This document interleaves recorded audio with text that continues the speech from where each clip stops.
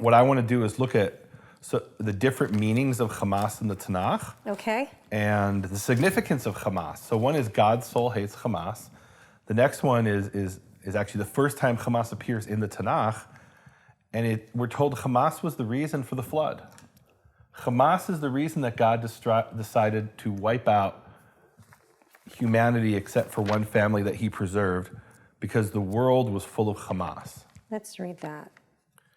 So it's Genesis 6, 11 through 13. And 11 and 13 are really interesting because they're in what we call a chiastic structure. A chiastic structure is a sort of poetic structure where you say, you have a phrase, and then a second phrase, and then the next sentence, or a later sentence, you switch them, and then the second phrase comes first, and the first Give me an example. So my favorite one is when God gives this commandment, which, boy, it applies to Hamas. It says, Shofech dam ha'adam ba'adam damo yishafech. So there you hear some alliteration, even if you don't know Hebrew. Shofech dam ha'adam ba'adam damo yishafech. So first of all, hear the alliteration there. It's dam, dam, dam, damo, right? So it's dam, literally 4 dams, and it begins with shofech and ends with yishafech, right? So it's ABC, CBA. Okay. Right, that's a very sophisticated type of chiastic structure. And in a sense, it's not very sophisticated, it's very simple. The purpose there of the chiastic structure is what does it mean? Genesis 9. He who sheds the blood of man, by man shall his blood be shed.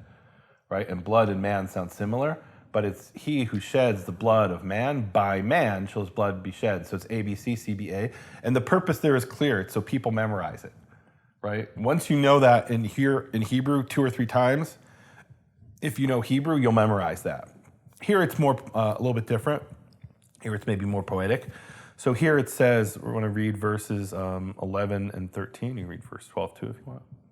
The earth became corrupt before God. The earth was filled with lawlessness.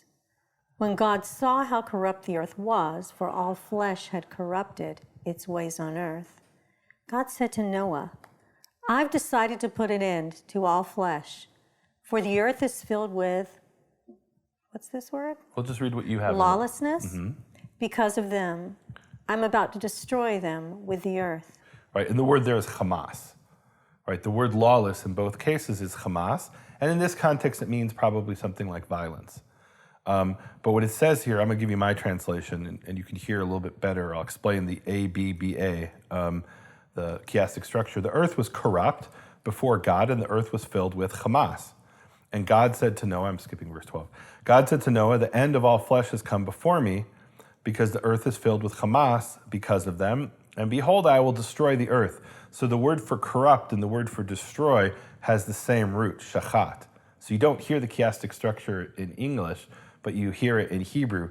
So it starts vatishachet and it ends mashchitam, right, or near the end. It has at the beginning of this 3-verse section shachat and the end shachat. And then the next element is the earth was filled with Hamas. And then he says, for the earth was filled with Hamas at the end of verse 11 and the first half of verse 13, right? That's ABBA. And here Hamas is, they translated lawlessness. Hamas is violence in this context.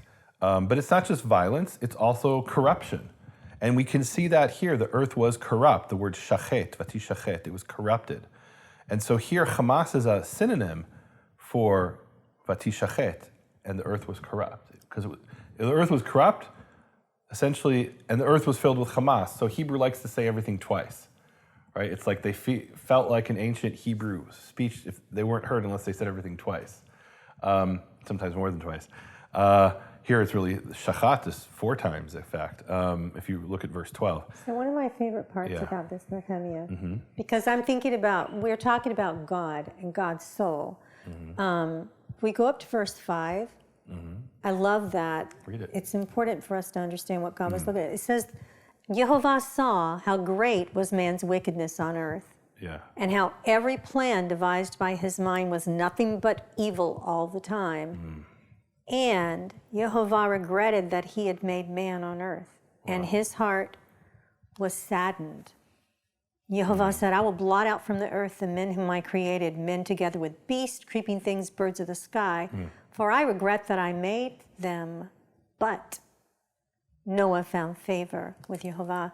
So, And we need to do a whole study on this word regret as applied to God. Oh. And do you know what the root is there? no, I The don't. same root as my name, Nech- Nechem. Nechem. It's the Niphal, which is Lihinachem, which can also be translated to be comforted.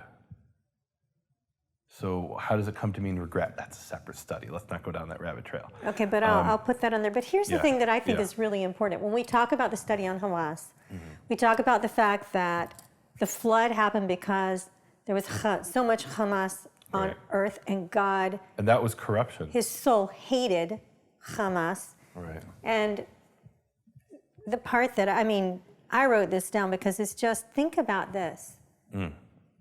Our God was sad. It made him sad, and it made him regret That the earth was filled with Hamas. that he'd made man because it was filled with Hamas.